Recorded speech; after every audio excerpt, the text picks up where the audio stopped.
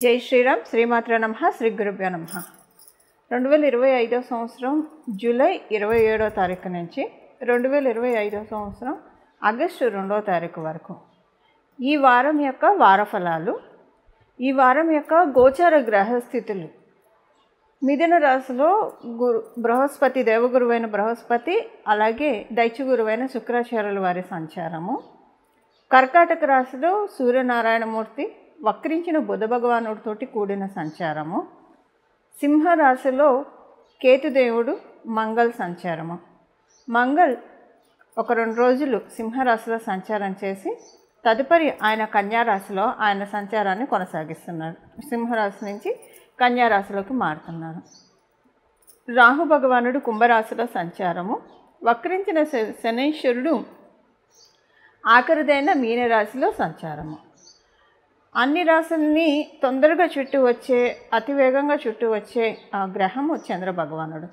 ఈయన ఈ వారము సింహరాశి నుంచి తులారాశి వరకు ఆయన సంచారం ఉంటుంది. ఈ 3 రాశులు ఆయన సంచారం ఉంటుంది. ఇవి ఈ వారంలో గోచారంలో ఉన్న గ్రహదేవతలు ఈ రాశుల్లో ఉన్నారు.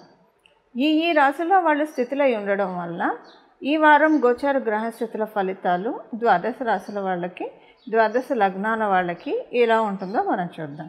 మకర రాశి, మకర లగ్నం. మకర రాశిలో పుట్టిన వాళ్ళకి, మకర లగ్నంలో పుట్టిన వాళ్ళకి ఈ వీకు మీకు న్యూట్రల్గా ఉంది. అదృష్టం అయితే, ప్రామిస్ అయితే అందరికీ ఉంది. సో మకర రాశి, మకర లగ్నంలో పుట్టిన వాళ్ళకి ఉంది. ఈ వారం మీకు ఏంటంటే అలా జస్ట్ ప్రశాంతంగా సాగిపోతుంది. ఆరాటం ఉండదు, పోరాటం ఉండదు, నెమ్మదిగా ప్రశాంతంగా వెళ్ళిపోతూ ఉంటుంది జీవితము. అంటే హైపర్ కలిగించే మూమెంట్స్ని మీరు చూడరు. గత వారాల్లో చూస్తే, గత నెలలుగా 6 నెలలుగా చూస్తే మైండ్ చాలా డిస్టర్బ్ కలిగించే విషయాలు చాలా చూశారు మకర రాశి, మకర లగ్నాల్లో పుట్టిన వాళ్ళు. ఒకటైతే చెప్పచ్చు, 2 అయితే చెప్పచ్చు, ఎన్నెన్నని చెప్తారు. అన్ని రకాలుగా నలిగిపోతూ ఉన్నారు. ఈ వారం ఈ నలిగిపోవడం నుంచి బయటకు వస్తారు. బయటకు వచ్చి అన్ని పరిస్థితులు ఒకసారి ఫ్రీజ్ అయిపోయినట్లు, అంటే మంచి ఉండదు, చెడు ఉండదు, అలా నార్మల్గా ఉంటుంది. వాతావరణం ప్రశాంతంగా ఉన్నట్టు, మీ జీవితం ప్రశాంతంగా ఉన్నట్టు మీకు అనిపిస్తుంది. అలా మీ పనులు మీరు ప్రశాంతంగా మీరు చేసుకోగలుగుతారు.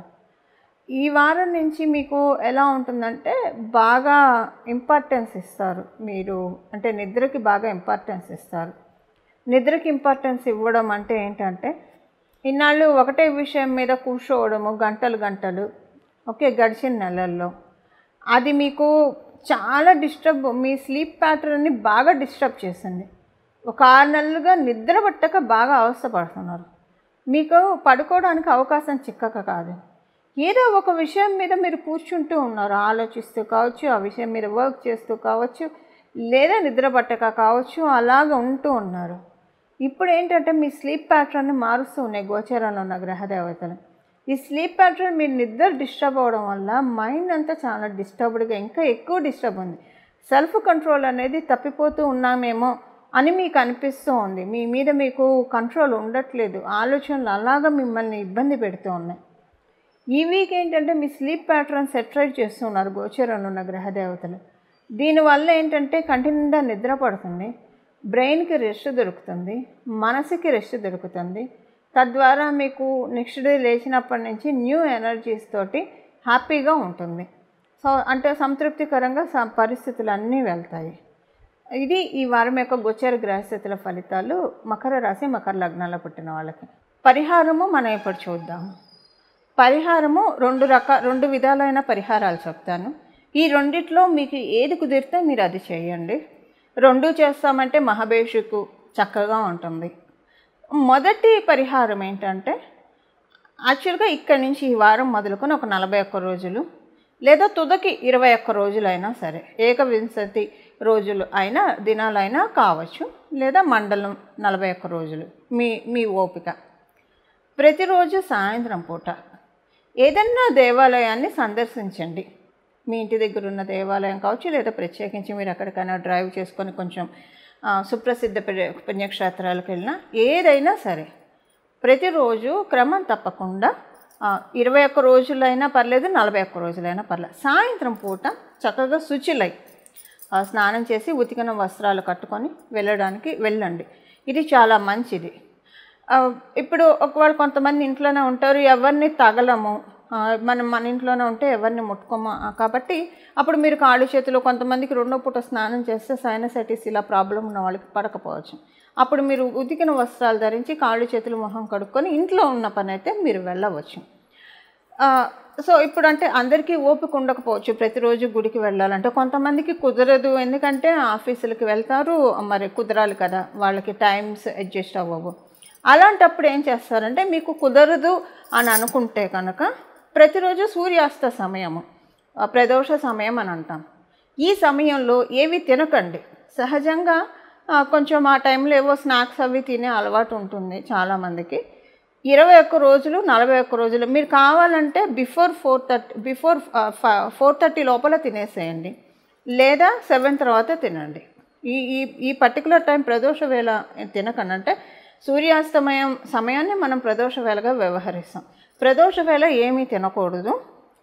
ఇది మీకు రూల్. అంటే ఎవరైనా తినకూడదు, గుడికి వెళ్ళే వాళ్ళు కూడా తినకూడదు సూర్యాస్తమయం సమయంలో. అలాగే మీరు గుడికి వెళ్ళడం కుదరకపోతే అప్పుడు మీరు చేయాల్సింది ఏంటంటే, ప్రతిరోజు కూడా సూర్యాస్తమయ సమయంలో ఇప్పుడు మనం చెప్పే ఇప్పుడు నేను చెప్పే నామాన్ని కనీసం ఒక 15 నిమిషాలు జపించడానికి ప్రయత్నించండి. ఇది నామం కాబట్టి ఎలాంటి దోషము లేదు, ఎప్పుడైనా చెప్పుకోవచ్చు. మనం సర్వకాల సర్వావస్థలు, మనం ఏ అవస్థలో ఉన్నా సరే, ఆఫీస్లో ఉన్నాం, బాత్రూమ్కి వెళ్ళి వచ్చిన బట్టలు, లేదా రకరకాల మనుషులను తగిలాము, ఏదో తినకూడదని తిన్నారు. ఇప్పుడు అంటే తినకూడదంటే నా ఉద్దేశం అలా అని కాదు, కొంచెం అదర్ క్యాస్ట్ వాళ్ళు నాన్ వెజ్ తింటే పూజలు అవి చేసుకోవడానికి ఆలోచిస్తారు కాబట్టి. సో నామ అందుకే సర్వకాల సర్వ అవస్థలు అని చెప్తాడు భగవంతుడు. గీతలో గీతాచార్యుల వారు అదే చెప్తారు. మనం ఏ అవస్థలో ఉన్నా నామజపానికి అస్సలు కించిత్ దోషం కూడా ఉండదు. కాకపోతే భక్తితో చేయాలి, అంతఃకరణ శుద్ధితో చేయాలి, చిత్తశుద్ధితో, అంటే ఫుల్ కాన్సన్ట్రేటెడ్తో చేయాలి. అదొకటే నియమము. 15 నిమిషాలు ఈ నామాన్ని జపించడం, లేదా మీకు ఇష్టదైవ నామం, ఈ నామం అనే కాదు, మీకు ఏ దైవం ఇష్టమైతే ఆ దైవానికి సంబంధించిన నామాన్ని జపించుకోండి. నేను ఇచ్చే నామం ఒకసారి చెప్తున్నాను. కేదారేశ్వరాయ నమః, కేదారేశ్వరాయ నమః, కేదారేశ్వరాయ నమః. 12 జ్యోతిర్లింగాల్లో ఒకటైన కేదారేశ్వర జ్యోతిర్లింగం.